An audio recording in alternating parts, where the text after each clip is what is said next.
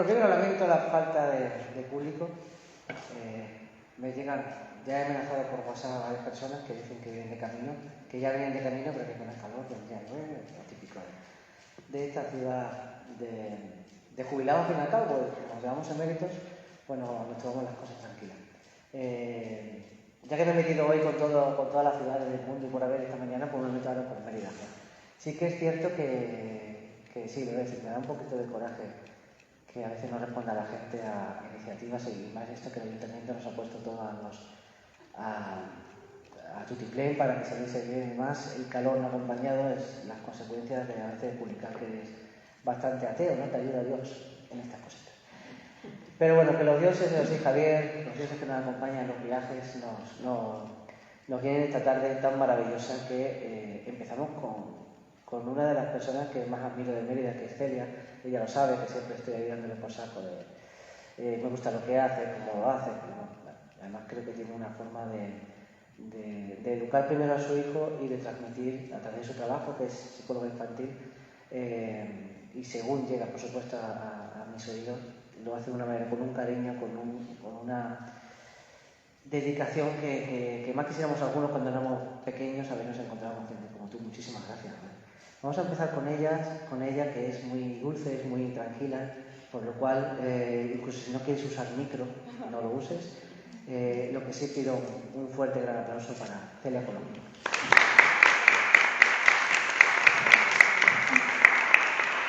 Madre mía, con esta presentación no hace nada más. A ver cómo se me oye. Yo creo que mejor con micro, ¿no? Vale, genial. Wow, pues sí, yo cuando Mario me propuso hacer esa participación en mi caso y me planteó el tema, dije, madre mía. En principio está desarrollado como para que podamos hablar y hacer un compartir, ¿vale?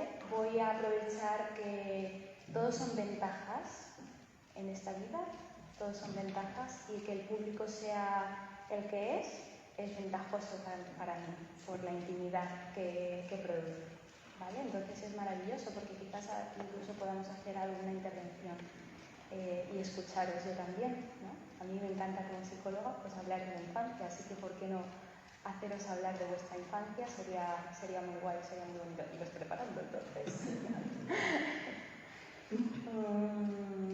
Cuando hay que hablar de la infancia, yo empiezo hablando de la mía, ¿vale? Que además está muy ligada al tema de hoy, que es el contexto de la naturaleza. Yo soy madrileña y los primeros recuerdos que uno tiene son los que marcan de forma definitiva muchas de las cosas que suceden en nuestra vida, y en mi caso se ha producido así. Yo nací en Madrid y los primeros recuerdos que tengo no son de Madrid, sino son de mis vivencias en Extremadura. Mis abuelos vivían aquí, mi madre nació aquí y mi abuelo era ganadero, falleció hace 6 meses, ganadero, agricultor, y casualmente pues yo me enamoré y me vine aquí a casarme y a formar familia con un ganadero y un agricultor, y ya me quedé en Extremadura. Por lo tanto, para mí tiene un peso fundamental los estímulos que uno recibe en la infancia, ¿vale? Que en mi caso pues han sido muy condicionados con la naturaleza. Y estamos en una tierra, ¿vale?, que no es que estemos cerca, sino que es propiamente naturaleza, ¿vale? Yo voy a hacer un viaje, soy amante de la lectura y mis caprichos me los proporciona Mario, por eso somos tan amigos. O sea, también hay un vínculo ahí comercial muy claro. No somos muchos amigos, pero claro, yo saco mucho provecho. El niño ya es naturaleza. O sea, decir que hay que llevar al niño a la naturaleza es una cosa que es redundante. El niño ya es más mamífero que nosotros, los adultos. El sistema motor y perceptivo que tiene el niño le capacita para no tener ningún tipo de cortapisas, ningún tipo de autocontrol, y se expresa en el mundo natural de una forma maravillosa. En este viaje que yo os hago de lo sensorial, yo recuerdo que lo conoceréis, el fenómeno de la Magdalena de Proust. ¿Conocéis este fenómeno que describió en una en una obra maravillosa, Proust, cómo comía una magdalena y eso le evocaba a recuerdos sensoriales. Para mí, en mi infancia, los recuerdos sensoriales están ligados a la naturaleza y yo recuerdo perfectamente el vívido olor del heno, la percepción y el ruido de la cochera cuando la madera chirría, rompiendo incluso el rugido de un barrero, de un tractor. Cruzar la calle de baldosines polvorientos que acumula el polvo de los trillos que han traído de la era. Una siesta en el olivar a las 10 de la mañana cuando ya hacía un calor con montones de chupones de olivo y una manta y me tiraban, ¿no? Entonces el contacto de la naturaleza con el niño es ejemplificado en mi propia vida. Luego de joven, y esto fue lo que marcó el que luego yo me quisiera dedicar a la psicología, estuve en un grupo scout y eso fue para mí la experiencia más significativa a nivel de contacto con la naturaleza, por la vivencia que se hace y por la vivencia que se hace del grupo y de la convivencia en el mundo natural. Uno de los ejercicios más maravillosos que existe para un niño es andar, es caminar, ¿vale? Que se hace ahora muy poco, lo hacen muy poco, no caminan los niños. Son paquetes en la rutina del día a día. Son paquetes que ya ni siquiera los niños van a la escuela andando, como antaño. Ahora ya tienen rutas, los metemos en el coche y van de una puerta a otra, privándoles de la experiencia de salir de casa a determinada temperatura, a ver cómo es el suelo que pisan, a ver cómo son los estímulos alrededor, qué hora es, si siento frío, si siento calor. Entonces ya se ha convertido en una paquetería el mundo del niño, ¿vale? De ser transportado de un lugar a otro, y eso les priva, y también pasa aquí en Mérida, por muy en la naturaleza que estemos. Es un problema del mundo adulto. Para mí caminar es un ejercicio fundamental para el niño y también para el adulto. Voy a citar una frase que David Le Breton pone en un ensayo que es maravilloso, que es El elogio del caminar, que os lo recomiendo, es fantástico. Y parece que una enérgica caminata te hubiera purgado, más que cualquier otra cosa, de toda estrechez y orgullo, dejando que la curiosidad se desarrolle libremente, como en un niño o en un científico. Como en un niño, es que al niño no le hace falta más, él ya es niño, ya está preparado para ese contacto con la vida, ¿no?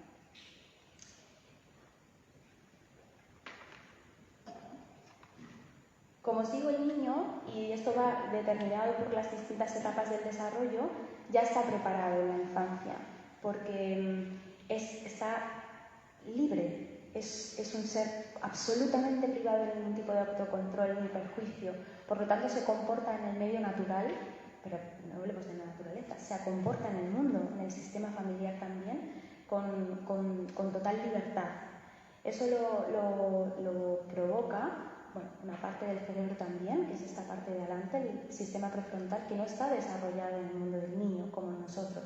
De ahí que los niños son niños, por eso se mueven tanto, por eso son tan impulsivos, por eso exploran tanto, porque no hay un desarrollo en la parte prefrontal que les permita, no, por aquí no, esto no. Entonces lo experimentan, son auténticos experimentadores. Y esto puesto al servicio del contacto natural, pues es una ventaja maravillosa. Yo lo que quiero comentaros es una apreciación que como especialista ya hago, ¿vale? Y es que no está todo perdido, que hablaremos ahora del desarrollo del niño, pero no está todo perdido, puesto que desde los años 90 para acá, pero sobre todo ya a partir del 2000, ya se va intentando priorizar que el desarrollo del niño sea lo más natural posible, ¿vale? Esto está cambiando muy poco a poco. Ya se introducen nuevas pedagogías. Ayer habló la maestra de mi hijo, que tiene una escuela aquí tipo Waldorf Montessori, que ha sido pionera, yo creo que en la comarca, y que solo unos pocos nos vamos atreviendo a que nuestros hijos se eduquen de otra manera. Ella lo comentaría de una forma fantástica, ¿no? Cómo la educación va hacia otra línea, que es lo que todos queremos. Más salvaje, incluso. Esto se está produciendo incluso en el momento del parto. Yo no sé, ¿aquí sois padres? Levanten la mano los que seáis papás. ¿Vale? 70% de la población asistente. De todas formas, tendréis hijos a vuestro alrededor y todos hemos sido niños, así que no necesitamos más ejemplos representativos. El parto también está cambiando muchísimo y me gusta comentar esto porque supone un punto crítico para el niño y también para la madre. No se paría antes como se está intentando que sean los partos ahora, de una forma más respetuosa y más natural, menos medicalizada y que favorezca también el contacto, porque no hay un momento más mamífero y más primitivo que el del parto. Importantísimo para la alianza del niño con la mamá. También vamos volviendo a lo natural en cuanto a la lactancia, en cuanto a la alimentación, en cuanto a no introducir cualquier estímulo de forma forzada al niño a lo bestia, ni la cuchara, ni el biberón, que pueda explorar los alimentos. Todo esto cuando yo era niña, y si yo hablo con mi madre y con mi abuela, no era así. Esto es lo que hay. El mundo del adulto es el que prioriza y el niño casi tenía poca capacidad de elección. Así que en este viaje llegamos a donde estamos ahora, que es el mundo del niño, con una mayor importancia, pero con un mundo adulto totalmente estresado, absolutamente desconectado de sí, con un ritmo de vida frenético, donde no tenemos ocasión de contactar con el mundo del niño y de acercarnos a él, y tampoco incluso de llevarlo al campo, cuando no hace falta, porque una de las cosas que me llama la atención es cómo nosotros vamos al campo como si fuera una cosa extraordinaria, cuando es verdaderamente el entorno natural, literalmente, de forma ancestral del ser humano y mucho más para el niño. No tendría que ser algo tan extraordinario, pero curiosamente lo es. Voy a daros el turno de palabra porque así movemos esto un poco. ¿Qué os parece? A mí me gustaría que penséis en algún recuerdo lo más vívido posible de vuestra infancia. No tiene por qué estar relacionado con la naturaleza, porque no es necesario si no queréis, pero sí que sea muy vivido de vuestra infancia, en el que recordéis un momento de ocio, o un momento relacionado con la alimentación, o un momento de expresión, de libertad, un recuerdo de la infancia. Puede estar relacionado con la naturaleza, debería, por la temática de hoy. A ver. ¿Cómo no? Hay un recuerdo, a veces hay una cosa que intento explicar, bueno, intento explicar y es el contacto solitario de yo con mi hija conmigo en la naturaleza. Y a veces pienso que viene de que mi padre me llevaba al campo y hay un recuerdo que no sé si se ha transformado y es el de un perro que se le arrebató un hueso de la mano y un día nervioso y veo que mi padre lo arrastraba con una correa de paja hasta la cama. Cosa lógica para que las maneras se comiese. Hoy me parece súper lógico. Pero como ese recuerdo se repite y se repite y se repite. Y como al final ella un poco se murió, ¿no? Un poco de pasar eso. ¿Hasta qué punto esos recuerdos vinculados a la naturaleza, esa soledad, esa cosa íntima entre él y yo, al final no deja de existir, no se traslada como conector, no se está justificando? ¿Y hasta qué punto eso es bueno para los niños? ¿Qué recuerdo más potente? Supone, puede ser hasta un evento traumático perfectamente, y que el trauma no signifique que haya pasado nada malo, ni mucho menos, ¿no? Pero yo desde la formación que voy teniendo, y que hablaba con Elena, ¿no? Que muchas veces no es teórica de la universidad, sino por la forma de vida que he llevado y por mis ganas de aprender, la formación teórica que tengo no es la que se estudia en la universidad, lamentablemente. Yo hago ya desde hace mucho tiempo una formación psicoanalítica donde se tiene muy en cuenta el recuerdo del niño y las experiencias sensoriales y vitales. Por eso, en esta charla yo aprovecho para que tengáis esa semillita, ¿no? Porque no se tiene en cuenta lo mucho que repercute efectivamente lo que hemos experimentado de niños en la forma de relacionarnos, luego ya ni te cuento que has puesto ya a tu hija, ¿no? O sea, la forma de relacionarnos, luego ya si somos padres o a la hora de interactuar con otro niño. Yo tengo aquí a mi querida, esto lo podéis bichear, ¿vale? Pero yo tengo a François Dolto aquí, la llevo conmigo. Si todavía viviera, le haría un bizcocho de limón, me sentaría con ella y tendríamos una charla fantástica. La amo a esta señora, es extraordinaria. Escribió este libro, La causa de los niños. Es fácil de leer, aunque sea psicoanálisis, es muy fácil de entender, todo tiene muchísima lógica. Y habla un poco de esto también, de esto que comentas, de los eventos más significativos de nuestra infancia y cómo luego eso se acaba buscando en la vida adulta de alguna forma. A veces sí, a veces no. Y claro que puede tener que ver en tu forma de interaccionar en solitario y en un contexto natural con tu hija. Además, si te evoca y si lo recuerdas y si te viene mucho a la cabeza, siempre es por algo. ¿Tenéis alguna más? ¿Algún recuerdo de la infancia que queráis compartir? Si puede ser sobre el medio natural, mucho mejor. ¿Sí? Yo soy de pueblo, bien, pero vivía en Almendralejo, que era como más ciudad, ¿no? Pero pasábamos veranos en el pueblo de casa de la abuela. Y durante una semana entera nos íbamos, teníamos traumático todo el mundo. Durante una semana entera nos íbamos todos los hermanos de mi madre con sus respectivos hijos a una huerta y dormíamos todos al aire libre, repartidos por familias en unos jergones. No sé si sabéis lo que es. Dormíamos cada familia en su jergón.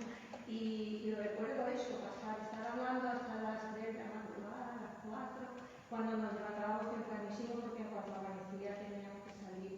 Y luego pues todos los primos empujando la noria, porque claro, la noria tenía un burro que daba vuelta, pero para nosotros era maravilloso empujar. De vez en cuando se nos escapaba, la noria daba para atrás y salíamos todos.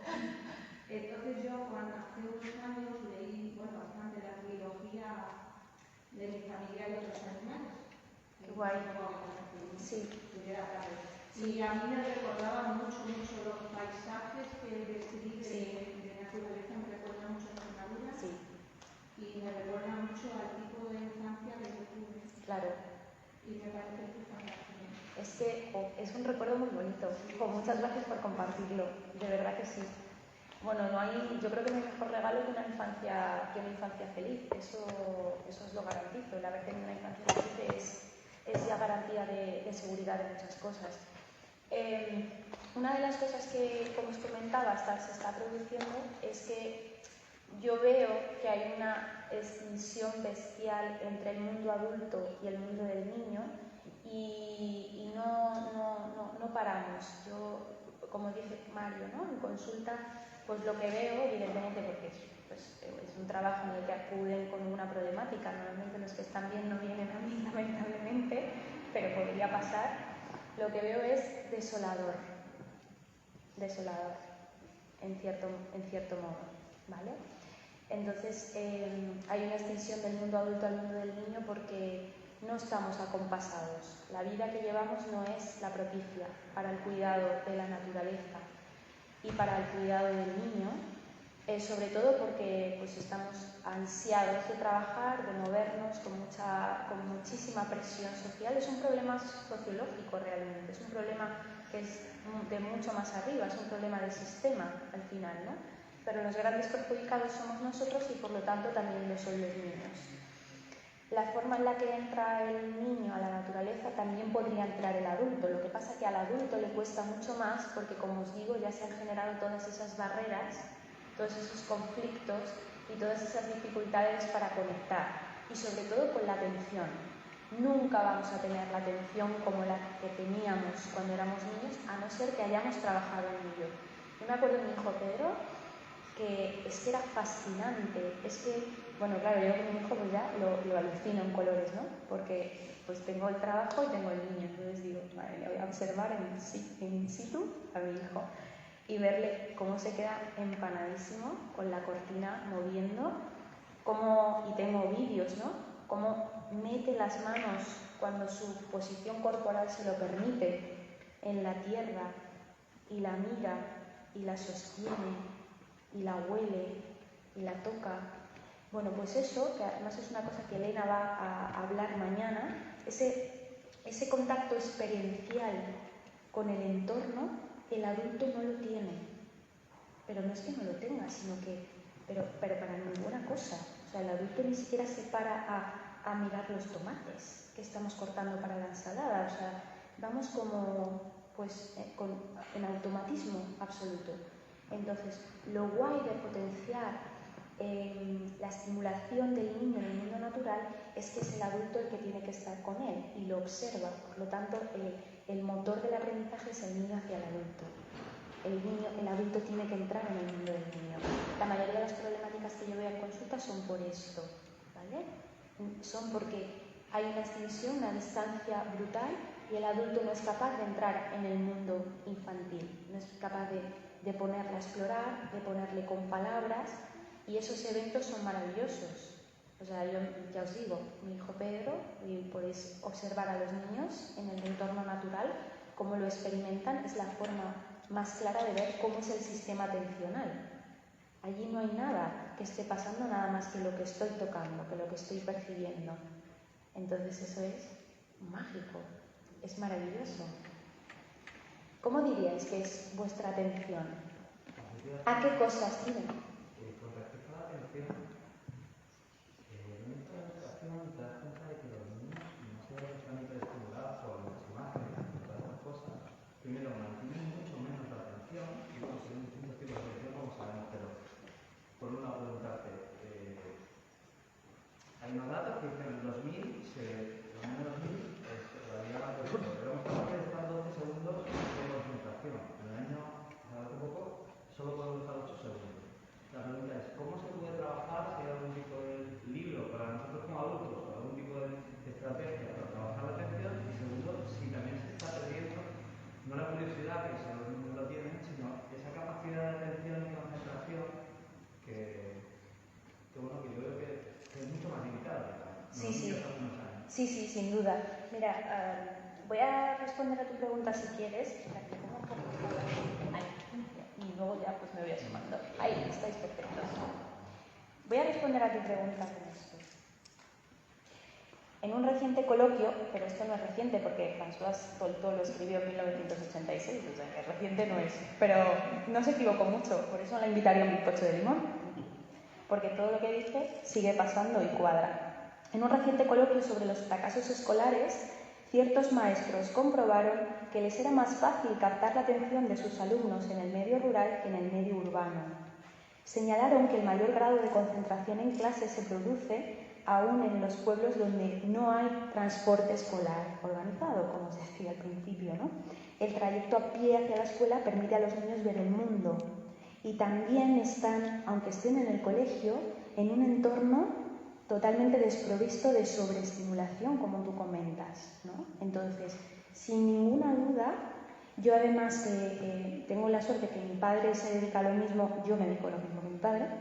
Mi padre sigue ejerciendo en Madrid y cuando viene y se pasa por aquí, él tiene una noción muy clara de cómo son los niños en Madrid y los niños aquí. Y dice que es bestial, que es bestial, que aquí son mucho más espontáneos, mucho más libres e incluso nota que atencionalmente también funcionan mejor. Pero es cierto, conforme pasa el tiempo, y esto es lo que comento que es un dato para mí desesperanzador, conforme va pasando el tiempo veo menos capacidad imaginativa en el niño y esto se ve en la forma de jugar, porque los niños ya no se aburren y para que jueguen es necesario que exista el aburrimiento, porque si yo tengo todo al alcance de mi mano, yo no puedo generar la idea del juego simbólico y efectivamente cada vez tienen menos capacidad atencional. El TDAH, que es algo que todos lamentablemente podemos conocer, si no lo traduzco, que es el trastorno de déficit de atención por hiperactividad, es el mayor diagnóstico del neurodesarrollo que hay actualmente, ¿vale?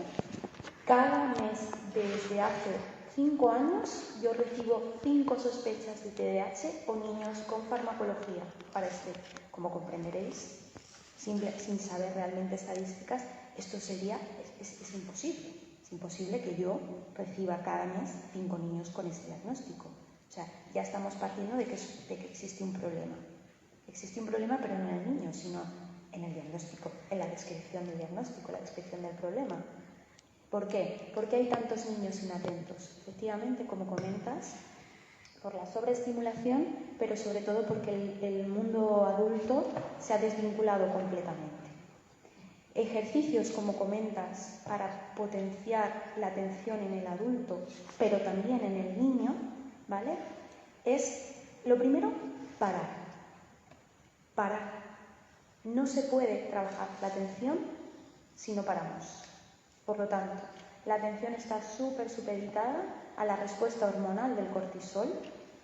Por lo tanto, si estamos estresados, si tenemos ansiedad, si tenemos un objetivo entre medias, va a ser mucho más fácil, una vez más difícil. Lo principal es parar el ritmo. Y lo importante es que las tareas atencionales, si es para atención sostenida, sean muy simples y sobre todo que nos motiven. Tienen que ser muy motivantes, tanto para el niño como para el adulto. Y no importa que sean cambiantes.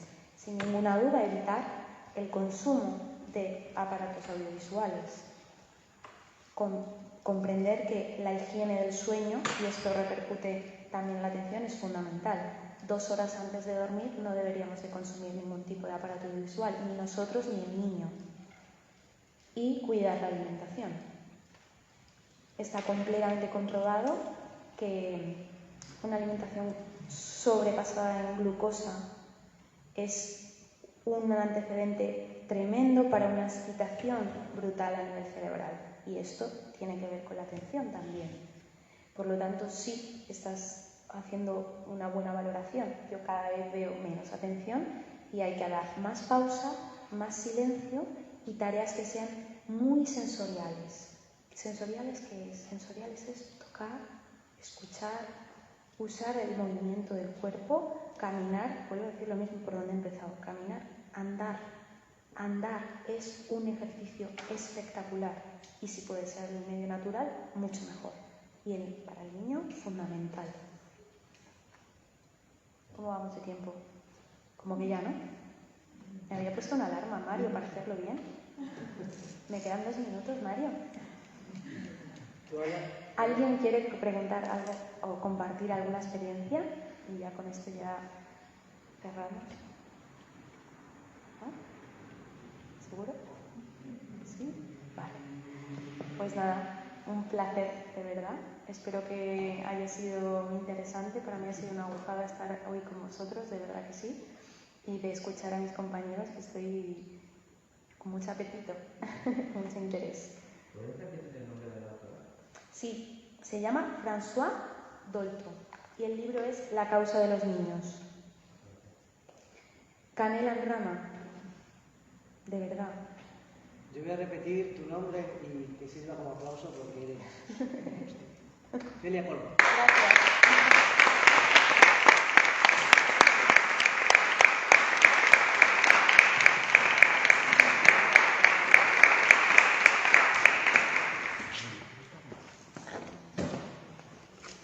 Es que claro, te da una... uno que vive hiperactivo todo el día y ahora viene esta mujer aquí a calmarnos, a decirme que no, ¿qué hago yo ahora sin la glucosa? Que sé que tengo que hacerlo, sobre todo para los niños, Celia, pero me acabas de destrozar la vida para bien, joder. Si eso puede existir. Muchísimas gracias. Celia, sin entrar en detalle, no está pasando un buen momento por un familiar suyo y que esté aquí tiene mucho más mérito que viniese Shackleton debajo de tierra ahora mismo. Así que, muchísimas gracias. Ahora viene, y yo ya lo he dicho 5 veces hoy, a ver si este hombre me subvenciona o algo, porque lo he dicho hoy. De verdad que el libro que viene ahora es uno de los mejores libros que me he leído este año. No porque esté delante, lo llevo diciendo varias veces. Historia de las especies invasoras me ha encantado porque va a tener mucho que ver con el siguiente ponente, ya que habla de aventureros, de gente, de a veces gente con buenas intenciones que intentaba mejorar lo inmejorable, ¿no? Que es una la naturaleza. Ángel para mí es, primero me ha encantado conocerlo hoy porque un biólogo no se conoce todos los días. 2, porque encima menos todavía, pero encima que sean buena gente porque son gente andaluces y buena gente, yo creo que ha sido el gran descubrimiento de él. Muchísimas gracias por venir a Mérida y muchísimas gracias por ilustrarnos. Aquí en el turno de preguntas sí que voy a meter baza, porque me ha encantado muchísimo el libro. Este libro empieza con los hipopótamos de Pablo Escobar, que han empezado a tomar partido en la zona de Medellín de la hacienda Nápoles. Empieza de esa manera que parece que va a ser como un libro muy contemporáneo y de repente camina del siglo XVI al XVIII, del XX al XXI, que coste lo que voy a decir, de los malditos ingleses que querían hacer de Australia otra Inglaterra para su caza y disfrute. Y el tío, como te va manejando, te va dando una lección de historia, y además tan joven como yo, realmente. O sea, tenemos prácticamente la misma edad. Es un placer, de verdad, estoy muy contento. Los tres que habéis venido hoy, de verdad, porque Javier, yo le decía a mi mujer, y lo voy a decir otra vez, lo dije en la radio, Javier es un cachondo, es un tío que me lo paso bien cuando hablo con él y os lo vaya a pasar con él. Pero ahora un fuerte aplauso para el biólogo Ángel León Panal. Muchísimas gracias.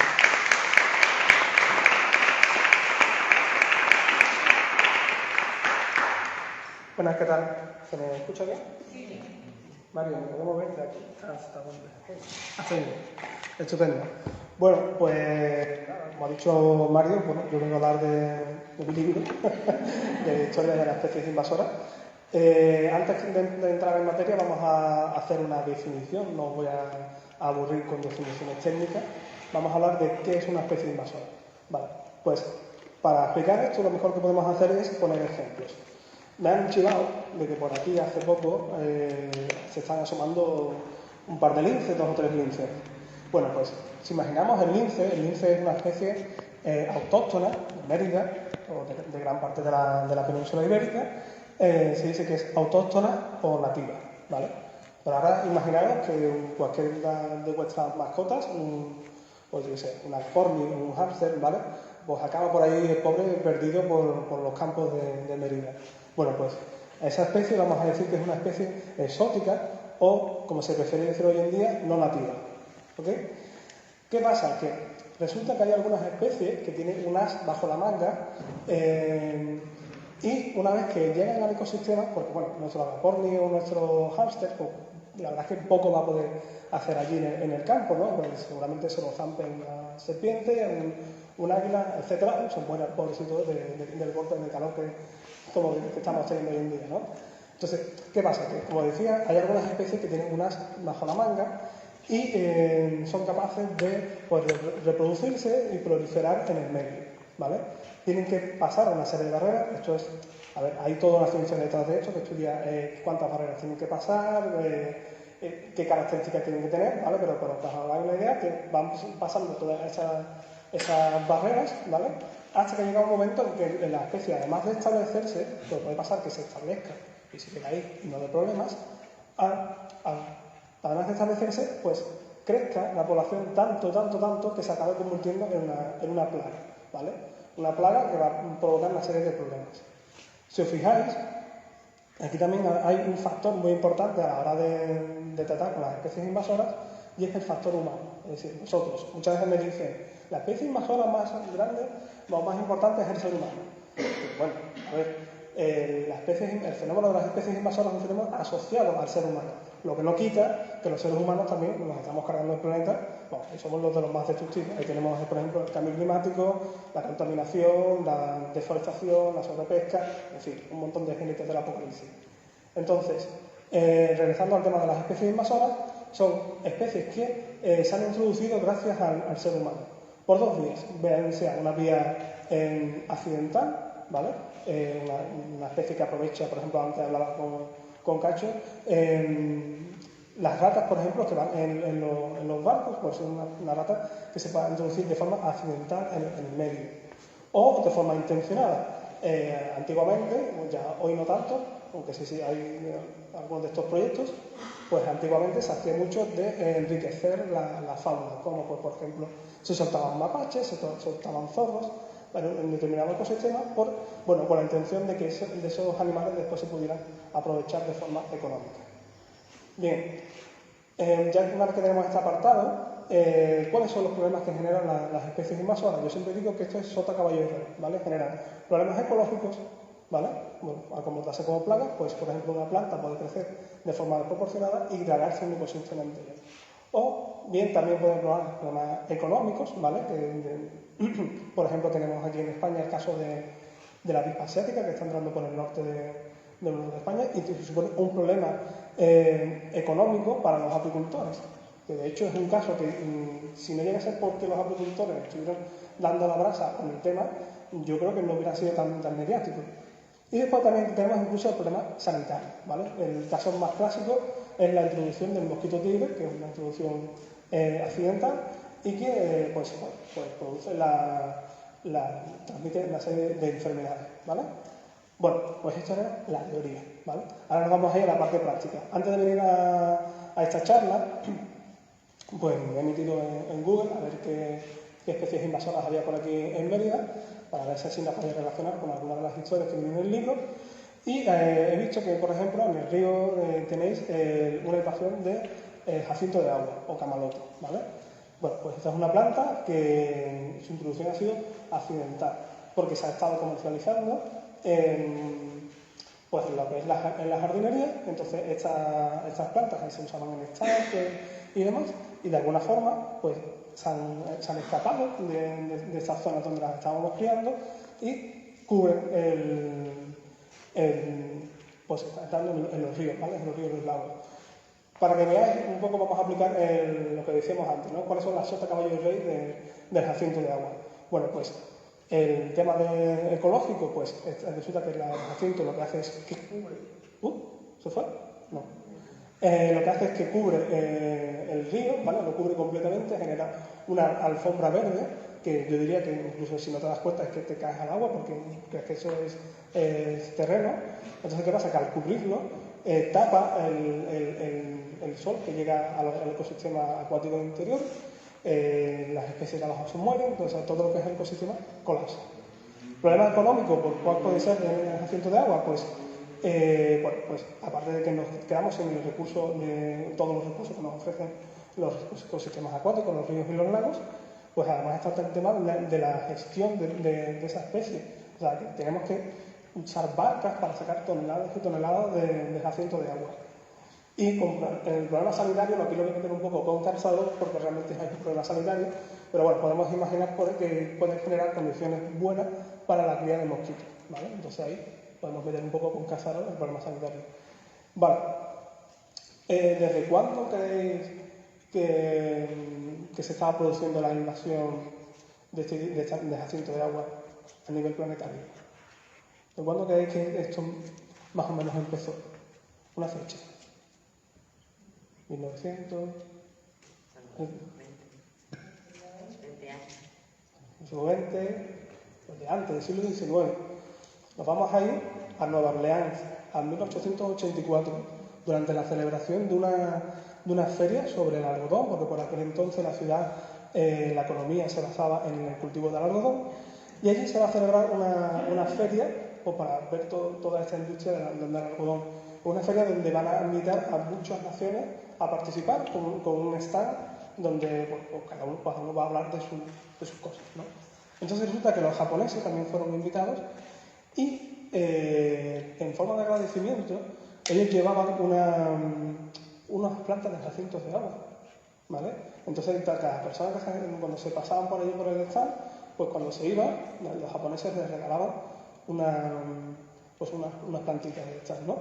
Para que la gente los pusiera en su casa. Bueno, esta es una de las historias que se dice por la que entró el jacinto de agua en Estados Unidos. Se supone que también hay otras introducciones, ¿vale? Todas relacionadas con el negocio del viverismo, ¿no? Lo que es el negocio de la venta de plantas.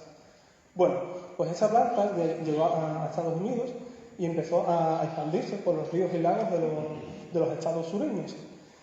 Y resulta, bueno, que en Estados Unidos puso muchísimos tipos muchísimas formas de intentar parar la expansión de esta planta, pero yo ahora quiero que demos un salto hasta 1910 para conocer la historia, quizás para mí la más rocambolesca relacionada con el jacinto de agua. Resulta que en ese año, en 1910, tenemos que conocer a un congresista que se llamaba Robert Brownson, al que le llamaban de forma cariñosa Cousin Robert, ¿vale? Cousin Bob, perdón. Y resulta que este hombre estaba preocupado por cómo el Jacinto, ¿no? Pues estaba comiendo los ríos de Luisiana, del Mississippi y demás, ¿no? De hecho, cuentan que los mismos ciudadanos le paraban y decían, oye, Robert, tenemos que hacer algo con esta planta, ¿no? Entonces resulta que este hombre le estaba dando vueltas y dice, ¿cómo puedo controlar el jacinto de agua? Pues resulta que un día, hablando con un funcionario del Departamento de Agricultura de Estados Unidos, un tal William Newton Irving, le dice Irving, mira, tenemos un problema en Estados Unidos, no solamente con el jacinto de agua, sino que ¿qué pasa? Que la población no tiene carne para comer, ¿vale? Se había encargado, por otra historia que viene de toda parte, se había encargado lo que son los pastos, ¿vale? De tanto cultivar, y no tenían suficiente producción para crear ganado. Sin embargo, la población de personas no paraba de crecer. Entonces esto hacía que la carne se encareciera. Y entonces Irving lo que quería era, necesitamos aprovechar todo el terreno que tiene Estados Unidos para generar carne. ¿Y cuál es la propuesta de Irving? Bueno, pues es lo que proponía, si tenéis en mente los pantanos estos de Luisiana, estos que salen a veces en el canal de Discovery, pues lo que proponía era, vamos a ir a las zonas que supuestamente no pueden ser usadas de ganadería para generar ganadería, pero no con vacas, cabras, ni nada de esto de ganado que tenemos típico, sino con hipopótamos. Vamos a traernos hipopótamos, los vamos a introducir en los pantanos de Estados Unidos para que esto, la población pueda también tener otro aporte de carne. Entonces se hicieron campañas en libros y demás para vender las bondades y lo bueno que estaba la carne de hipopótamo. Entonces, bueno, a este congresista, a Bronson, esa idea le encantó. Así que lo que dijo, voy a ir al Congreso de Estados Unidos y voy a convencer a mis compatriotas, a los congresistas, al gobierno, para que nos permita traernos de África hipopótamos. Pero bueno, como él por sí solo no iba a poder convencer a los congresistas, lo que se hace es que se busca a dos ases de las aventuras de África. Por un lado, se busca a Frederick Burhan, que es la persona en la que el fundador de los Boy Scouts se inspiró, ¿vale? Burhan era un aventurero africano, había peleado en distintas guerras, en las guerras estas que había en México, con México entre Estados Unidos, había peleado también en África en las guerras Boer y demás. Entonces era, digamos, un influencer de la época. Y por otro lado, se busca a Fritz Duquesne, que también era un sudafricano que también había peleado en las guerras Boer, ¿vale? Y él también, a él se llamaba, le gustaba, se tenía puesto un apodo que era el Black Panther, ¿vale? Curiosamente, estos dos personajes, Burhan y Duquesne, durante las guerras Boer lucharon en bandos contrarios y recibieron la orden de asesinarse. O sea, dijeron, tienes que buscar a esta persona en concreto y matarla. Lo que pasa es que eso no llegó a ocurrir. Años después, Bronson los consigue convencer a los dos para que trabajen a su lado con el objetivo de traer hipopótamos a Estados Unidos. Pero no solamente hipopótamos, ellos creían que podían, además de promover la conservación, porque ellos también eran unos amantes de la naturaleza, querían promover la conservación de la naturaleza que había en Estados Unidos, pero también querían enriquecerla con hipopótamos, con rinocerontes, con jirafas, con antílopes, con cebras, aunque bueno, la carne de la cebra no estaba buena, pero le daba un toque pintoresco a los ecosistemas de Estados Unidos. ¿Y qué pasó con esta propuesta? Esta propuesta llegó al Congreso, se votó, y por un solo voto no salió adelante, ¿vale? Entonces, al final, este proyecto no salió adelante y en Estados Unidos no se produjo la introducción de estas especies. Sin embargo, hay otros casos donde sí se han llegado a producir introducciones y hoy en día se han convertido en especies invasoras. Vamos a pegar otro salto y nos vamos a ir a la Colombia de 1980, de la década de los 80. La Colombia que estaba, digamos, aterrorizada, por entre otras cosas, por el narcotraficante Pablo Escobar. Resulta que Escobar tenía en su mente crear un zoológico en su hacienda Nápoles. Si habéis visto la serie de Narcos, ¿alguien ha visto la serie de Narcos? ¿Recordáis esa entrada que tenía al principio, que es como un pórtico con una avioneta encima? Pues esa es la hacienda Nápoles, ¿no? Entonces Escobar consigue crear un zoológico allí, pues rinocerontes, con pues hipopótamos, con loros, incluso con delfines de río. No sé si tenéis la imagen de un delfín de río como es, un delfín así rosado, pues incluso se llevan los delfines de río allí. En total, alrededor de 1.200 animales, ¿vale? Bueno, pues estos animales están allí en la finca de Escobar, hasta que en 1993, pues Escobar es asesinado, lo mata, ¿vale? Entonces, se ve como que la gente se olvida un poco de la hacienda Nápoles, eso se queda allí. Hoy en día, aquello se ha convertido en una especie de parque temático, ¿vale? Parque acuático, hay como una especie de reserva para animales, es un poco pastiche de todo, ¿no? Incluso creo que hay un museo africano, o sea, un poco de pastiche. Y allí es donde vivían estos hipopótamos, en tranquilidad, libertad, a los alrededores del río Magdalena, ¿vale? Haciendo su vida, generando una manada, proliferando, ¿vale? Poquito a poco, más.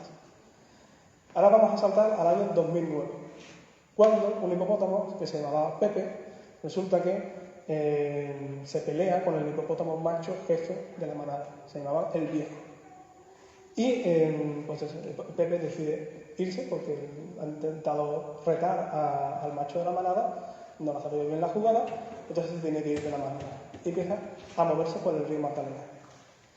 Resulta que el gobierno colombiano decide actuar y decide darle caza. Entonces contrata a 2 cazadores profesionales y con la ayuda del ejército colombiano, pues le van dando caza, lo arrinconan y lo matan.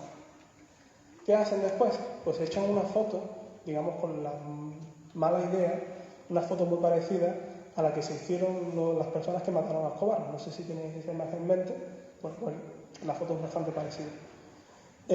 Claro, esto cuando se hizo público generó un gran revuelo en la población y hubo muchas protestas, por ejemplo, de grupos animalistas.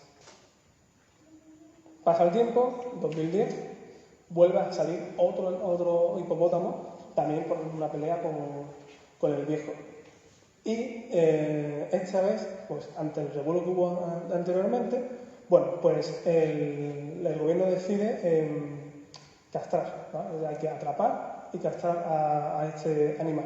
Lo que pasa es que la castración es muy complicada. Los hipopótamos tienen los testículos en el interior o sea, no lo tienen hacia afuera, tienen hacia adentro. Entonces hay que coger al animal, hay que sedarlo, hay que rajarlo, es decir, un follón y además que es súper caro. ¿Y por qué? ¿Por qué hay que hacer esto? O sea, ¿por qué quieren controlar a la población? Si os acordáis, como decía al principio, bueno, pues estos animales también pueden generar muchos problemas. Y concretamente en los hipopótamos serían, digamos, 3. Por un lado son agresivos, son animales que pueden, bueno, pues en África causan muchísimas más muertes, por ejemplo, que los leones, por ejemplo. Son transmisores de enfermedades como la tuberculosis y además son los que se conocen como ingenieros de ecosistemas. Viene a ser un animal que tiene tal capacidad de modificar el ecosistema para crear unas nuevas condiciones, ¿vale? Entonces, hay que darle una solución a esto. Y además, resulta que la población cada vez está creciendo más. Hoy en día se calcula que hay alrededor de 133 ejemplares. Con la tasa de reproducción que tienen y demás, se cree que dentro de poco podrían ser cerca de 300 y para el 2050 se estima que podrían ser 3.500. ¿Vale? Entonces, el gobierno está buscando formas de controlar esto sin usar el sacrificio. Bueno, pues mi libro salió en el 2021, creo que fue, sí, pues hace un año. Durante ese tiempo, ¿vale? Digamos, esta historia se quedó un poco en stand-by. Os puedo decir ya que en Colombia ha sido declarada la especie, se ha sido declarada como especie invasora y ahora ya hay un programa de esterilización de la población. Se ha intentado hacer un muestreo para saber cuántos ejemplares realmente hay y la esterilización, ¿cómo se hace? Pues están probando una vacuna que es una vacuna anticonceptiva que se llama Gonacon, si no recuerdo mal, y lo que hacen es que con un rifle le inyectan la dosis de la vacuna, creo que son 2 o 3 dosis, y bueno, con eso esperan que por lo menos la población no siga creciendo. Además, hay una serie de problemas con esta especie y bueno, con muchas otras especies invasoras, y es que algunas especies, digamos que van a traspasar la barrera cultural, ¿vale? Y eso va a complicar muchísimo más su gestión. ¿Qué ha pasado con los hipopótamos? Bueno, pues resulta que como es la única población de hipopótamos salvajes que podemos ver fuera de África, pues en algunos pueblos alrededor del río Magdalena se ha generado un turismo, ¿vale? Te venden en una especie de safari para ir a ver a los hipopótamos en el río, ¿vale? E incluso se dice, bueno, cuando yo estaba escribiendo el libro era un rumor, después por lo visto he visto que sí se ha más o menos confirmado, de que hay cierto tráfico, comercio de mascotas. ¿De qué? Pues de las crías. Capturan las crías y las venden como mascotas. No me pregunté qué es lo que quieren hacer realmente con eso, porque sí, no sé, cuando se ponga grande ya me dirás cuando lo metes.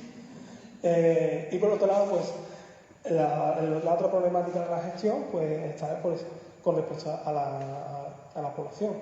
Y para que os hagáis una idea, por ejemplo, cuando se declaró la especie como invasora, pues una de las portavoces de los grupos animalistas llegó a decir que los hipopótamos ya no eran africanos sino colombianos, ¿sabes? Entonces, intentando, digamos, como que asimilar esa especie ya como parte del país.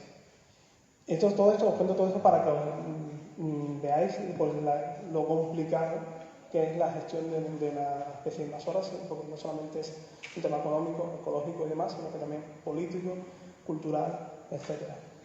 Y hasta aquí la historia que más o menos quería contar.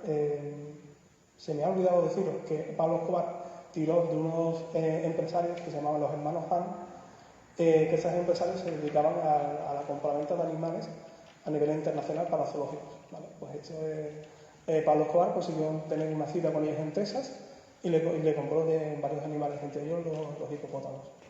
Y yo creo que como vamos hace tiempo, ¿vale? Si queréis, abrimos preguntas, si alguien quiere preguntar.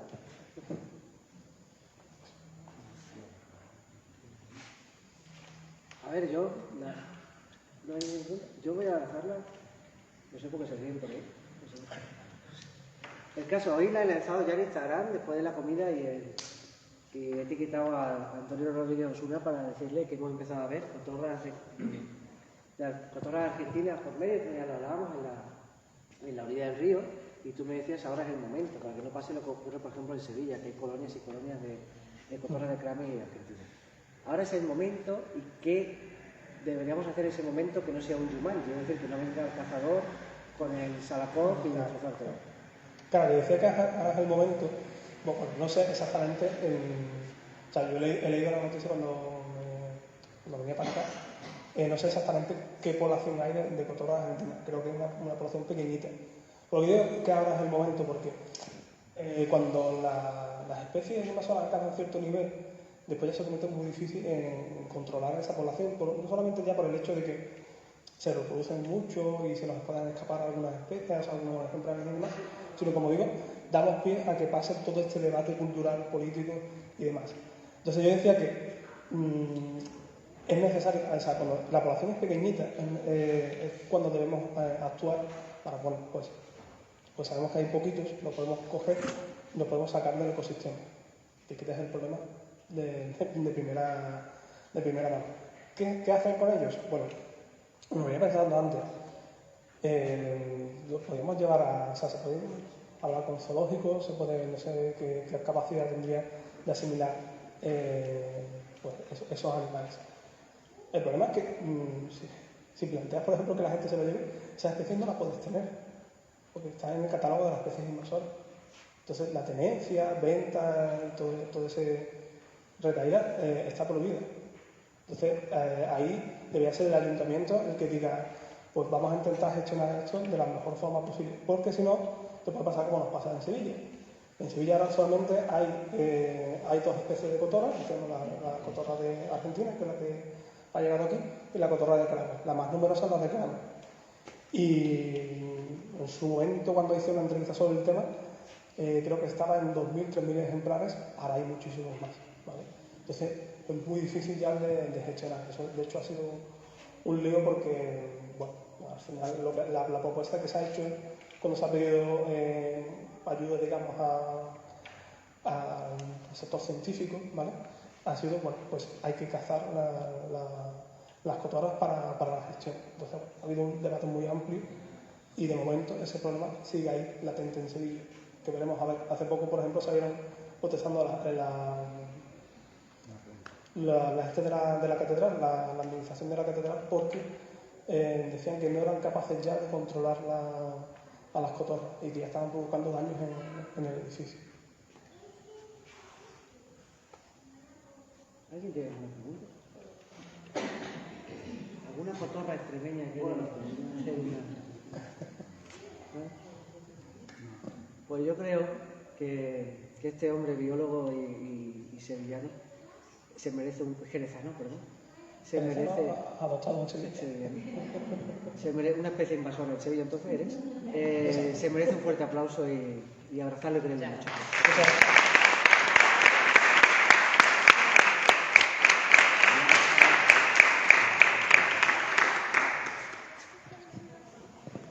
Es curioso que hablaba de cotorras argentinas y luego de cotorras andaluzas, de sevillanas y tal, y uno que vive de cara al público sabe de qué habla. O sea, cuando te echa un argentino en la librería dice, sé que no va a comprar, pero ahora me va a dar la burga con... vos sabés, ya sabés, sí. Y los sevillanos ya no, porque estamos grabando y quizá te haga un cliente por ahí. Pero esas cotorras, por Dios, esas. Pero bueno.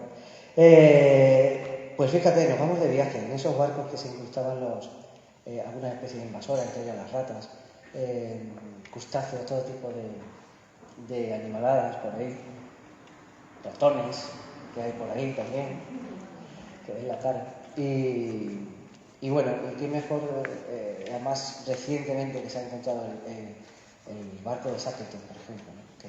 que parece que las cosas se alinean. A mí me gusta muchísimo de Javier, que defiende, por ejemplo, de Nansen, que es el más desconocido de todos, que es una persona entusiasta que quiso cambiar el mundo, ¿no? Y yo creo que eso es lo que realmente tenemos que hacer cada uno en nuestra pequeña parcela, ¿no? Hoy me he calentado con el tema de las cotorras y rápido le escribes al alcalde y le dices, esto hay que solucionarlo, porque no me gustaría tener que decir dentro de 5 años te lo dije. O sea, esas pequeñas tonterías a veces cambian el mundo, ¿no? Como también cambia, seguramente, que este hombre que va a salir fuese la primera expedición, si no me equivoco, luego me corriges, a la Antártida. Que España estuviese ahí en esos años, que parece que hemos perdido un poco de importancia, ¿no? En estas expediciones. Al menos ya no se habla, ya no se hacen documentales sobre eso, yo al menos no los veo. Pero qué importante, entusiastas que no tengan miedo a perder la vida en un momento dado.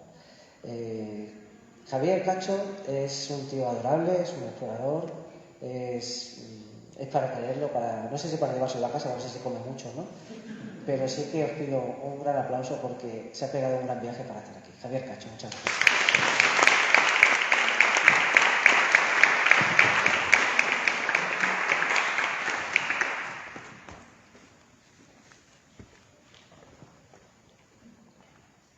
Pues aunque no lo parezca, a mí me da mucha vergüenza hablar en público. Es verdad, y me cuesta mucho. Bueno, y me cuesta más hablar con micrófono. No, tranquilo, está bien así, está bien así.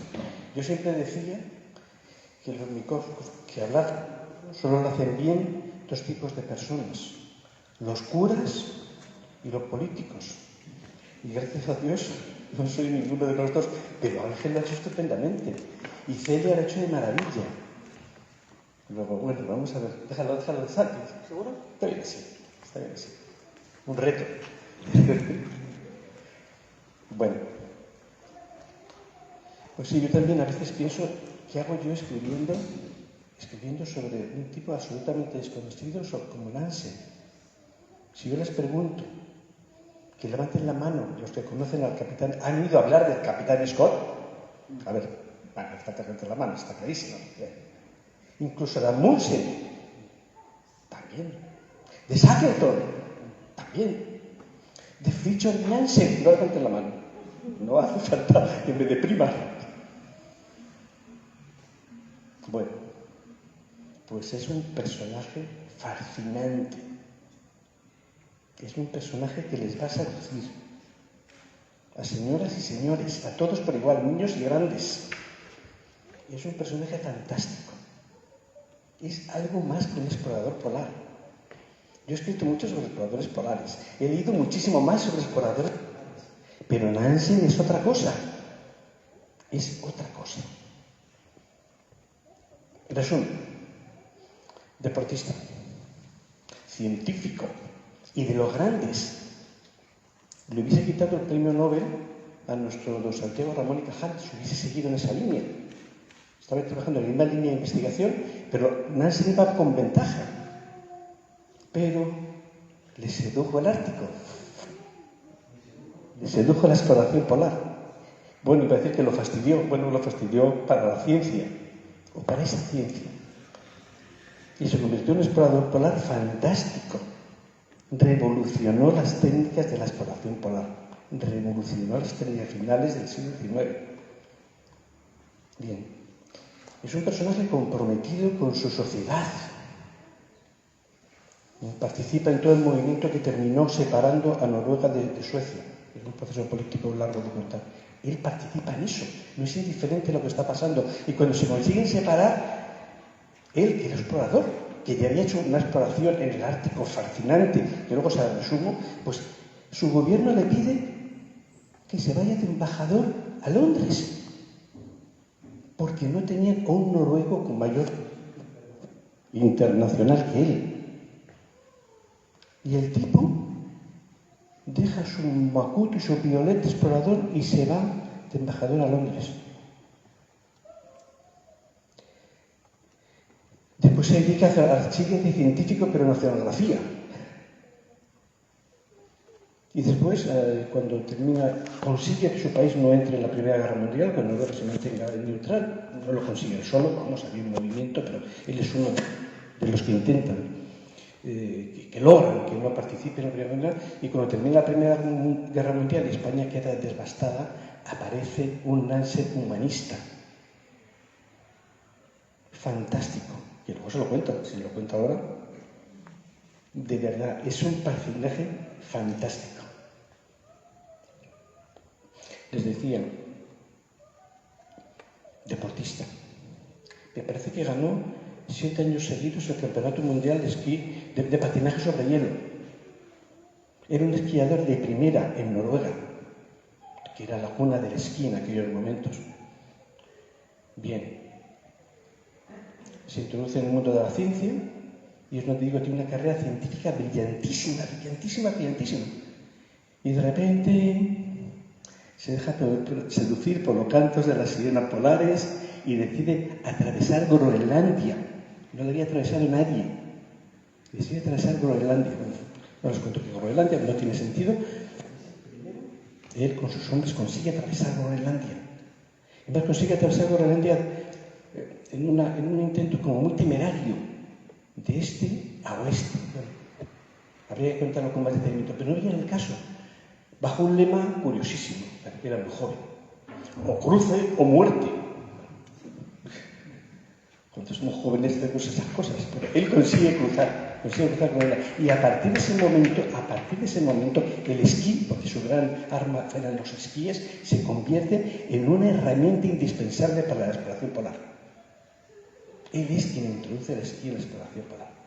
Y sobre todo los británicos, que eran los grandes exploradores polares, se quitan ya el sombrero delante de Nansen. Bueno, después, a partir de ese momento, su carrera de científico ya no le importa. Y dice, pues, entonces el explorador es muy divertido.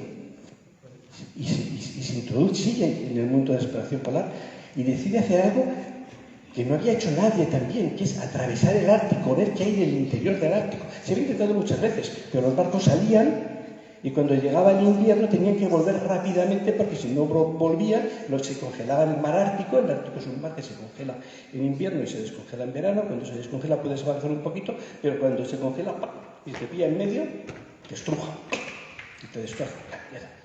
Entonces él decide, ya había otros que lo habían dicho, ¿no? Algunos que había comentado que había una corriente transártica que atravesaba, una corriente oceánica transártica, que si tú te ponías en el norte de Siberia, te iba a atravesar todo el Ártico y que ibas a terminar en Groenlandia. Bueno, los científicos tienen muchas hipótesis, pero él dice, yo lo voy a comprobar. Y voy a montar en un barco, voy a ponerle en esa corriente y me voy a dejar llevar por la corriente, tintín, tintín, tintín. Comida para 7 años. Él estimó que la corriente le haría atravesar el Ártico en 3 años, pero claro, en esos 3 años había 3 inviernos. Y si había 3 inviernos, 3 veces el hielo, el mar se iba a congelar y iba a aplastar al barco. Entonces, tiene que diseñar un nuevo tipo de barco. Y diseña un barco fantástico, el Fram. Si van a Noruega, si van a Oslo, pasen a ver el Museo del Fram. De verdad. Se maravillarán. Y verán el barco, porque está allí. Está allí. ¿Han visto ustedes esas botellas donde dentro está un barquito? Pues esto es un museo donde dentro está un barquito. Y es más, hay gente que dice, mira por todas partes, ¿y por dónde lo han metido? Pues no. Pusieron el barco primero y construyeron el museo después. Bueno, pues verán el Museo de Fram, que hizo una quilla especial para que aguantase la presión de los hielos polares. Para que lo aguantase, para que evitase la presión de los hielos polares. No les cuento más porque sería muy largo. Pero cuando va a presentar su proyecto a Londres, a la Royal Geographic Society, al Santa Santoro de los exploradores polares, va a presentar el proyecto de atravesar el Ártico con su barco, con ese diseño de barco que va a resistir la presión de los hielos en el invierno, cosa que todos los barcos se habían hundido hasta ese momento. Los ingleses le miran, lo escuchan pacientes y con esa ironía inglesa dicen, Dr. Nansen, es una pena, con el futuro tan prometedor que tenía usted. No había apuestas, pero si hubiese habido apuestas, bueno, se lanza en ese barco. Y bueno, efectivamente aguanta la presión de los hielos, pero no pasa por el Polo Norte, que es lo que él quería, porque pasase por el Polo Norte, bajarse, dar un saltito, poner la bandera y volverse al barco.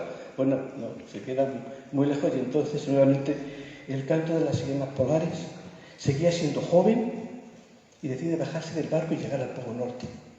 Y él con un compañero, con los perros, pues llega al Polo Norte y luego vuelvo. ¿Vuelve a dónde? Claro. Una vez que se va del barco, ya no puede volver al barco. Estamos hablando de 1893. 1893. No hay teléfonos móviles, no hay GPS, no hay radio, no hay nada de nada. Una vez que dejase el barco, ya no se podía comunicar. Ya no podía decir a Otto Sverdrup, que era el capitán del barco, Otto, por favor, comparte posición. No podía compartir posición con él. Una vez que dejase el barco, no podía volver al barco y el tipo se lanza, como todos los exploradores, como todos los jóvenes, a intentarlo. Bueno, no lo consigue, se da cuenta a tiempo y se vuelve. Bueno, más o menos no se sabe dónde se vuelve, pero con una idea muy baja del Ártico, se vuelve un archipiélago por ahí, ve que no llega, ve que se les hace el invierno a los dos. Ya se habían muerto los perros, se había muerto todo. ¿Qué hacen? Hacen una cabaña de 9 metros cuadrados de hielo y de piedras y se meten dentro. 9 meses pasan en la cabaña. Cazan focos, cazan morsas, se alimentan de la carne de morsa, de la carne de oso, se iluminan con la grasa de morsa o de foca, fríen con la carne de morsa o de foca, se calientan con la carne de morsa y de foca y terminan, que es una porquería, se puede imaginar, sin lavarse durante 9 meses. Bueno, ya van otros 4 meses más sin lavarse. Y cuando llega la primavera, vuelven a ponerse en marcha hacia el sur, a ver si llegan a algún sitio. Y se encuentran con una expedición inglesa que por casualidad está hecha. Bueno, todavía hay más casualidades, pero eso ya no lo cuento, porque si no, no terminamos. Bueno, pues ese tipo vuelve, y cuando vuelve a su país, participa en ese proceso de separación de Suecia, y en ese momento le eligen a él al noruego de mayor prestigio en el extranjero. Pero claro, mientras tanto, eran otros tiempos. Claro, ahora un explorador polar es una birria, salvo alguno que está por aquí. Pero nos conoce muy poca gente, les conoce muy poca gente a los exploradores polares. Pero en aquellos tiempos un explorador polar era como era un astronauta. Si aquí estuviera Pedro Duque, José, el mundo estaría tocando a Pedro Duque. Le he tocado a Pedro Duque. Aunque nadie toca a José Trejo. Bueno, no me lo toquen mucho. En aquellos momentos, los exploradores polares eran Y ven los astronautas de momento. Más aún. A mí no me gustan nada los astronautas. Los van a ver enseguida. Porque no hacen nada. No hacen nada. Acuérdense de Apolo 13. Houston, tenemos un problema. Estupendo. ¡Hala! Que le resuelvan el problema a lo de Houston. Y me quedo esperando. Bastante hicieron, pero muy serenos, muy tranquilos. ¿Sí? Pero no hacen nada. Los exploradores polares lo tenían que batir al cobre ellos mismos. O sea que cuando se le hundió el Endurance, ese barco que ha aparecido ahora, no pudo decir, London, tenemos un problema. Pues nada, tenemos que sacarse las castañas del fuego por su cuenta. Bueno, pues Nansen en aquel momento era un personaje famosísimo, era un personaje muy culto, extraordinario. Hablaba creo que 9 idiomas, 8 o 9 idiomas, a ver, vamos a contarlos. Noruego y sueco, eso está chupado. Danés, que también está chupado porque son muy parecidos. Hablaba muy bien inglés, extraordinariamente muy bien inglés. Hablaba muy bien francés, hablaba muy bien alemán, hablaba muy bien italiano y hablaba ruso, 8. 8 idiomas. Una cultura enciclopédica. Encantador para las señoras, encantador. Encantador. No sigo. Encantador. Bailaba por lo visto de maravilla. Hablaba de maravilla. La seducía con la mirada. Unos ojos azules fantásticos. Alto, noruego, rubio. ¿Vale? Embajador en Londres. Y allí pasa una de las cosas más que hablan mucho de él. Él, mientras que está embajador en Londres, lo que sigue pensando es en ser explorador. Y planea un viaje, ¿sabéis a dónde? Al Polo Sur. Estamos hablando cuando todavía no se había conquistado el Polo Sur. 1908, una cosa así, 1909. No se había conquistado el Polo Sur. Y él planea un viaje al Polo Sur. Y en ese momento aparece otro explorador, que es Amundsen, y le dice, doctor Nansen, que verá que si me deja el Fram, parto, porque voy a intentar llegar al Polo Norte, bla, bla, bla, bla, bla, bla, bla. Y el otro dice, echa sus cuentas, y dice, ¿cuánto tiempo va a durar tu viaje? 6 años, 7 años. Las exploraciones entonces eran así, 6 años, 7 años. Entonces él echa sus cuentas, y tengo no sé cuántos, cuando este vuelva a ser un viejo. No, pero un viejo no, pero no un viejo, no un explorador. Y dice, bueno, vale, te dejo el barco. Haciéndose claramente el harakiri como explorador. Y entonces Amundsen hace esa jugada que todos sabemos, que dice que voy al Polo Norte, y luego por ciertos motivos decide ir al Polo Sur y dice callarse, efectivamente no contar nada a nadie, evidentemente al último a Nansen, porque sabía que Nansen estaba preparando su expedición al Polo Sur, y él se calla, y cuando por fin ya tiene que descubrir las cartas literalmente manda una carta a su rey y dice, permítame usted que me hemos cambiado de idea, nos vamos al Polo Sur, manda otra carta a Nansen. No se atreve a llevársela ni el hermano de Amundsen en mano, se lo dan a un intermediario, y el intermediario presenció la escena de abrir la carta y leer que no al Polo Norte va la ilusión de Nansen, que era conquistar el Polo Sur. Iba Amundsen a conquistarle su ilusión. Y el tipo dice, pero, ¿y por qué no me ha dicho nada? Claro, todos esperaríais que soltase sapos y culebras. Será tonto, no me ha dicho nada. Tenía todos los cálculos hechos, me había venido estupendo mis cálculos. Le quitan su sueño y tiene la generosidad de no enfadarse, incluso decir, ¿este tonto perdido? ¿Por qué no me lo ha dicho antes? Qué tipo, ¿verdad? Pues entrando precisamente en ese periodo, cuando está en Londres, se le muere la mujer rápidamente.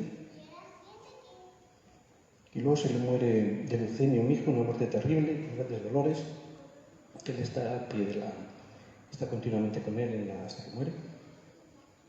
Y que no son 2 palos para él tremendos. Y yo creo que eso permitió que aflorase algo que estaba latente, que es esa humanidad de Nansen. que ya se la ve venir. Entonces, cuando termina la Primera Guerra Mundial, entonces él consigue, él y otros cuantos, no le estoy poniendo a él como artífice de la paz, de aislamiento, de la no intervención de los noruegos, no. Pero bueno, una vez que termina la Primera Guerra Mundial, en 1918, más o menos en el 19 y tal, se organiza una cosa, se crea una cosa llamada Sociedad de Naciones, que es el embrión de Naciones Unidas. Luego se evolucionaría hacia Naciones Unidas, era la Sociedad de Naciones, y se reúne en Ginebra, y entonces le mandan de representante a Nansen allí. Y entonces, bueno, se encuentran allí hablándolo, en plan, ¿qué hacemos? ¿Qué no hacemos? ¿Qué podemos hacer? Y de repente hay un problema gravísimo. Hay 500.000 de prisioneros alemanes en Rusia que va a llegar el invierno y se van a morir de frío y de hambre, porque si no tenían alimentos para los rusos, para dárselos a los enemigos, ¿no? Y había otro tanto de prisioneros rusos en Alemania que estaban allí. Entonces, dicen, bueno, hay que hacer un intercambio de prisioneros inmediatamente, entre otras cosas, para que no llegue el invierno y mueran de frío. Y aquí ponen al frente a Nansen por su prestigio, por su dominio de idiomas, por ser ejecutivo, por ser inteligente y por ser ejecutivo. Y le ponen a él y le encargan del intercambio de prisioneros que se tuvo que hacer a toda velocidad. Y mientras tanto, todavía la parte más rápida fue durante 6 meses y luego siguió durante 1 año. Pues en ese periodo se produce una hambruna tremenda en la Unión Soviética, ya era la Unión Soviética, hasta el punto que la Unión Soviética pide ayuda a Occidente, a los capitalistas, pide comida, porque se le va a morir 10 millones de personas. Y los capitalistas, o sea, nosotros, los americanos y los europeos, le miramos y decimos, toma ya, con tu pan te lo comas, literalmente, ¿eh? Y bueno, nada, ya se enfadarán, su pueblo se enfadarán con ellos y a lo mejor dan la vuelta a esa revolución. Y Nansen dice, ¿esto no es humano? Y pelea, y pelea, y pelea, y pelea, hasta que se prepara la llegada de alimentos a Rusia. Que es muy interesante, porque fijaros, ya casi termino, ¿eh? Casi. Fijaros, una de las cosas que le decían los occidentales, los propios le decían, si aquello es un hervidero de bandas, si todavía hay bandidos por todas partes, hay bandas que roban, que asolan, todavía hay grupos del ejército, de los antiguos ejércitos del zar, aquello es un desastre, los alimentos no van a llegar a quien los necesita, tienen que atravesar en Siberia, el hambre, y en la zona del Volga, si tienen que atravesar en media Rusia, no van a llegar. Y entonces Nansen habla con los rusos, efectivamente, tal y cual, y les plantea este problema. Dice, señor Nansen, no se preocupe, ya lo hemos pensado. Cuando los trenes crucen la frontera, había aviones, cuando los trenes con los alimentos crucen la frontera, vamos a pintar una palabra en el vagón, en el exterior del vagón. Nansen. No fue asaltado ningún vagón de los miles que llegaron de comida. Es una persona de un prestigio increíble. Increíble. También en ese periodo, claro, se acaba el ejército blanco, el ejército de los zares, se acaba por fin diríamos, de rendir, de desaparecer, y se encuentra en España 1 millón de expatriados, de rusos, normalmente de mucho dinero, que han tenido que huir porque si no, los bolcheviques han tenido que ir a Europa y se encuentra pagando por Europa sin saber qué hacer. Porque claro, no tienen papeles. Y al no tener papeles, la situación es dramática. Claro, como no tienen papeles, no se pueden casar. ¿A quién estoy casando? Usted dice que es Javier Cacho, pruébemelo. Que tengo el pasaporte ruso, eso no me vale, que eso ya no existe en Rusia. No pueden comprar una casa, pueden tener dinero, pero no pueden comprarla porque el notario, ¿quién está comprando una casa? Sí, tiene el dinerito, pero ¿qué tienes? No pueden cruzar fronteras, qué puñetas, hábleme usted. Podrían tener a lo mejor familiares en otro país y que les podían ayudar, no pueden, se quedan, tienen que quedar donde están. No pueden enterrarlos. ¿A quién estoy enterrando? Bueno, los entierran, claro, pero ¿a quién estoy enterrando? ¿A quién pongo el nombre de la fosa? Y entonces él se da cuenta de ese problema y decide decir, bueno, tenemos que hacer algo, hay que dar papeles a esta gente. Y la Sociedad de Naciones decide darles un pasaporte. Y la Sociedad de Naciones, en colaboración con Cruz Roja, todos estos movimientos son en íntima correlación con Cruz Roja, deciden crear el pasaporte.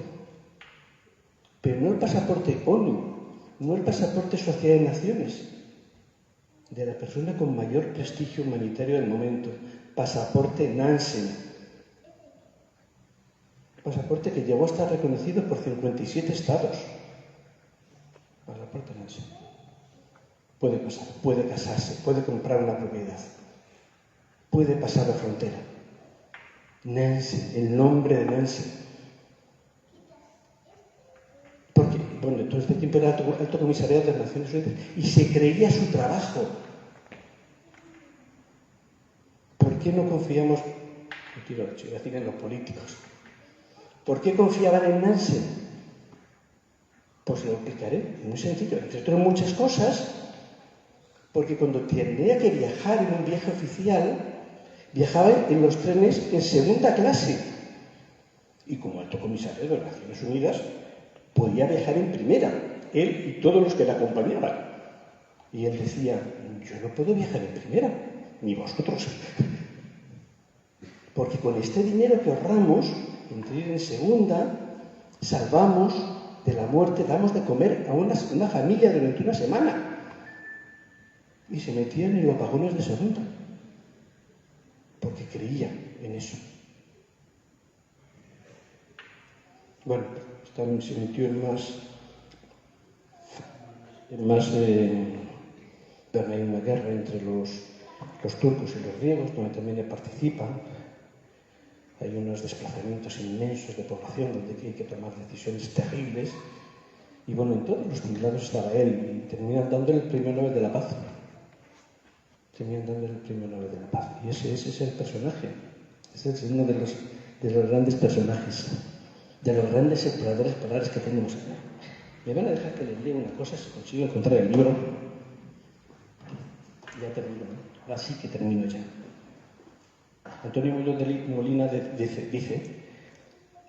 que en toda presentación hay que leer algo de un libro. Esto no es una presentación de un libro, evidentemente, pero sí quiero leer algo. Quiero leer los últimos momentos de su vida, realmente cuando ya ha muerto. Y una muerte muy bonita.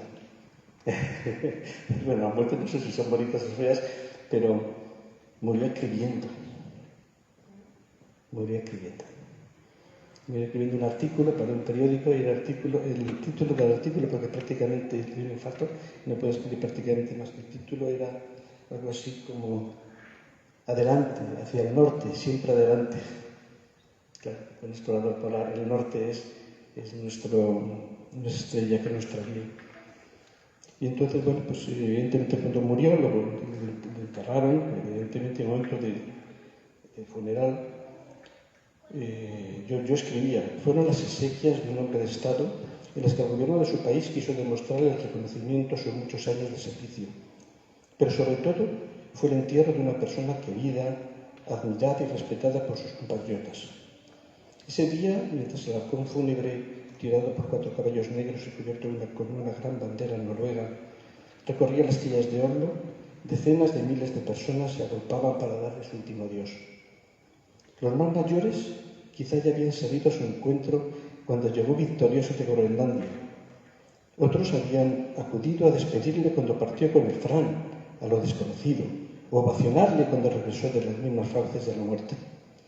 Muchos se habían emocionado con sus libros, habían reflexionado con sus artículos de opinión, o habían vibrado escuchándole en los mítines cuando reclamaba la independencia de su patria o pedía su neutralidad contra la Gran Guerra.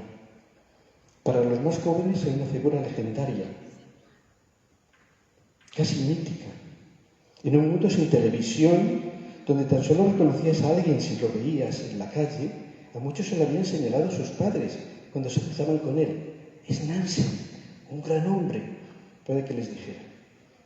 Sin embargo, aquel día en aquellas calles faltaban muchos más, millones de personas.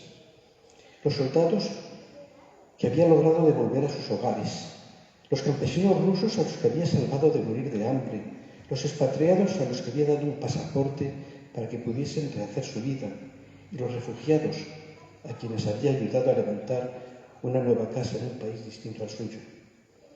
Todos ellos faltaban ese día. Puede que la inmensa mayoría todavía no se hubiesen enterado de su muerte, pero de alguna manera también estaban presentes para rendir un último homenaje a la persona que había puesto una esperanza en sus vidas. Quizá por todo eso, al paso de la comitiva había un silencio tan especial, solo roto por los sollozos de quienes no podían contener la emoción. Al llegar al cementerio no hubo ceremonias religiosas. Todos conocían sus creencias, era agnóstico. Ni tampoco discursos. No hacían falta para elogiar su persona. Solo se escuchó el silencio y la música del cuarteto de Schubert, La muerte y la doncella. Era la pieza preferida de su mujer. Y no aplaudamos. Terminemos en silencio.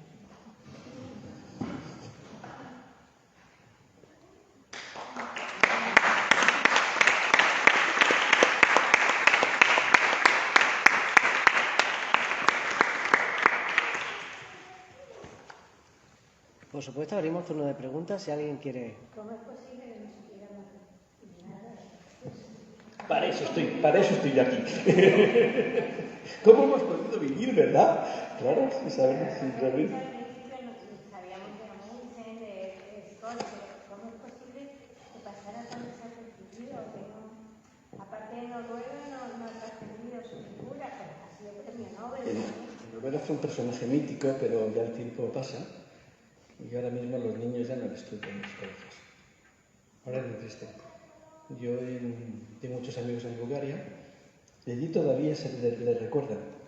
Hay una avenida que se llama Avenida Fridtjof Nansen, porque participó en Bulgaria, participó con los alemanes en la guerra, en la Primera Guerra Mundial, y bueno, entonces él tuvo parte en ese intercambio de prisioneros. Entonces, en recuerdo a la labor que había hecho para devolver a los prisioneros y a los niños, que un niño búlgaro que se los habían llevado contigo, unas historias muy largas, pues eso la recuerda. Y todavía allí, ahora en nuestros días, las personas, yo creo que son gente de mi edad, o más jóvenes que yo, recuerdan que les han enseñado, les han hablado de Fridtjof Nansen, pero pues sí, está bien. Pues sí, pues, ahí estoy yo para contárselo. Ángel, que nos cuenta la invasión de las especies, y yo cuento Fridtjof Nansen.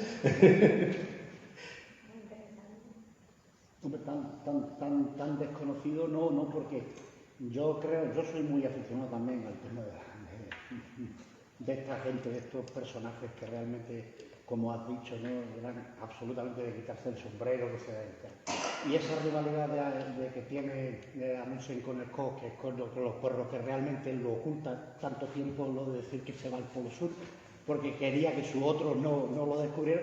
Pero creo recordar que, como todo lo que hay en mis manos, yo leo de la época esta de los conquistadores,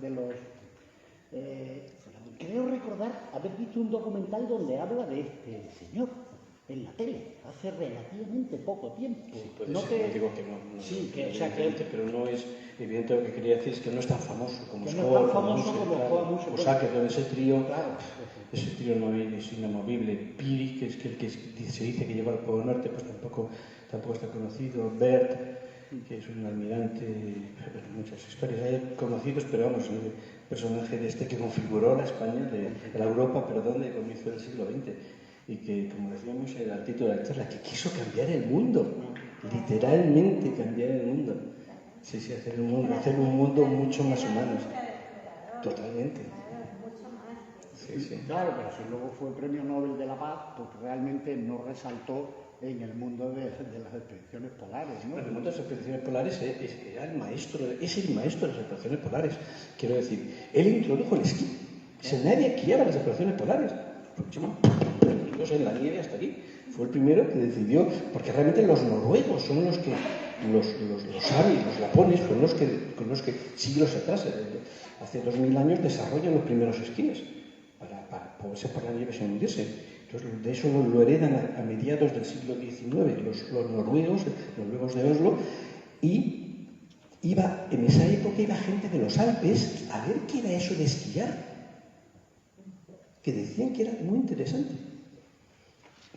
Y él claro, introduce por primera vez los esquíes en la colección polar. Hay cosas, crea una cocina, porque claro, a ese científico le gustaba comprobarlo todo.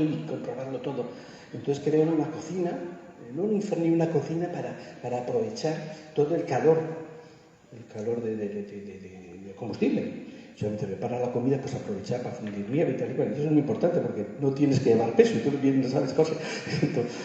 Cuanto menos cartuchos de butano te lleves, pues menos peso que te quitas. Bueno, pues la cocina Nansen se estaba utilizando hasta hace bien poco. Cocina en inmenso, pero los trineos Nansen, hasta hace 40 años se hablaba de los trineos Nansen. O sea, él definió un trineo, de tiempo que estuvo con los esquimales y todo el mundo copiaba el trineo Nansen, ya está. No había otro trineo. Y Amundsen, y Scott y todos los exploradores de esa época, de comienzos del siglo XX, iban a preguntarle al doctor Nansen. Cuando querían hacer una expedición, iban, doctor Nansen, verá, aquí hemos pensado ir por tal parte y por tal otra, y hacer esto y hacer otro. Entonces el doctor Nansen les decía, bien. Salía corriendo a decirle a los patrocinadores, el doctor Nansen me ha dado el visto bueno, así que afloje el dinero, que esto no es una locura. Era un referente, todo el mundo iba a plantearle sus cosas. De hecho, también descubrió el enigma de las corrientes marinas, ¿no? El planeta. Claro. No lo había descubierto él, entonces ya había oceanógrafos, bueno, tampoco existía el oceanógrafo, pero realmente lo que hizo fue arriesgarse, como esos biólogos locos que creen que han encontrado la vacuna contra una plaga y que pues me inyecto la plaga y luego la vacuna, y si no la han encontrado, pues cascan. Pues él realmente hizo eso. Es invento, no es un personaje desde un punto de vista como explorador, era una referencia mundial. Shackleton decía cuando intentó llegar al Polo Sur y no llegó, el segundo viaje, decía, si yo hubiese hecho caso a Nansen y hubiese llevado esquíes, hubiese llegado al Polo. Pero bueno. Quizás es que las buenas personas son menos personas y por eso traes que hablar con él. No, mira, Elisa, yo creo que es que olvidamos. Tenemos una gran capacidad de olvidar lo malo, con lo cual también a veces nos viene bien en momentos dolorosos olvidarlos, pero también olvidamos lo bueno, y como personas, y lo olvidamos. Por eso, por los escritores a veces decís, ¿se ha escrito mucho de Shackleton? Pues sí. ¿Se ha escrito mucho de Amundsen y Scott? Pues sí. ¿Se ha escrito mucho de esto? Pues también se escribió mucho, pero hay que refrescarlo. Hay que ponerlo en el lenguaje de nuestros días. Claro, porque el lenguaje de ahora no es el mismo que el lenguaje de antes. Yo hay una editorial española, con todos mis respetos, que publica muchas cosas, traduce muchas cosas de diarios, libros escritos por los exploradores al español, ¿no? Y los publica. Bueno, me parece muy bien, me parece fantástico para mí. Pero yo para la gente no se lo recomiendo nunca. Unos tochos inmensos. Además, en la vida es difícil hacer dos cosas. O eres explorador o eres escritor. Entonces hay muy pocos exploradores que Nansen era uno de ellos. Sí, joder, que era la puñeta. Yo alguna vez he dicho, le odio. Pues su pasaporte sí valió por lo menos. Porque aquí con un pasaporte Pedro Sánchez no va a ningún lado. Una cosa que a mí me fascina de Nansen es el contraste que tenía, ¿no? Que tenía la vida resuelta. Y se metió en el volado con el moto, se la jugó a ir a un mundo incierto. Totalmente Lo que cierto. transmitir ahora. La curiosidad. Sí, es el arquetipo del explorador, del que se arriesga la vida por descubrir, por intentar saber qué hay ahí. Sí, sí. Pero prudente. Pero prudente. Cuando ve que nos llega al Polo Norte, dice, vamos para atrás. Si seguimos, se nos termina la comida y ya no da tiempo a volver. Igual que Shackleton. Shackleton le pasó igual en su segundo viaje. A 160 kilómetros del Polo Sur. Después de haber hecho 1300, 1350, se queda a 160 kilómetros, poquito, una semana más de caminar. Pero si la hacía, ya sabía que una semana de ida, 4 días de vuelta, más o menos, para llegar ahí, esos 10 días ya no tenía comida suficiente para llegar al barco.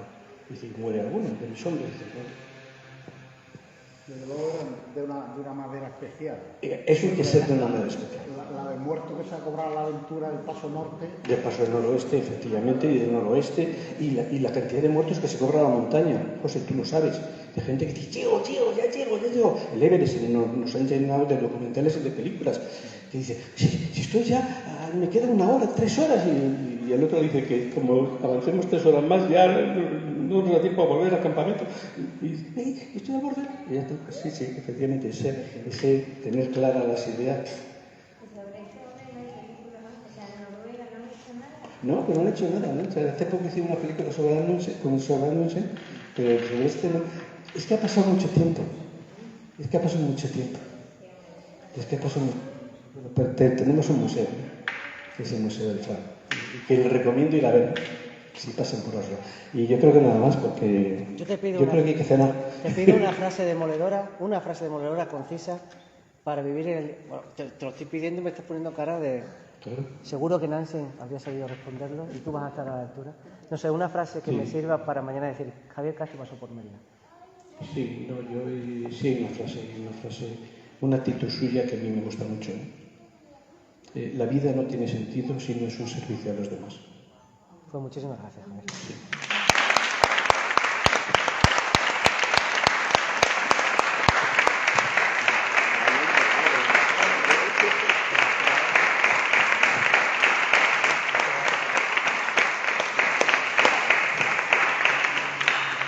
A que lo llevabais a casa. Y voy a pasarme de listo. Y a que al otro explorador polar también lo llevabais a casa. Seguro que como...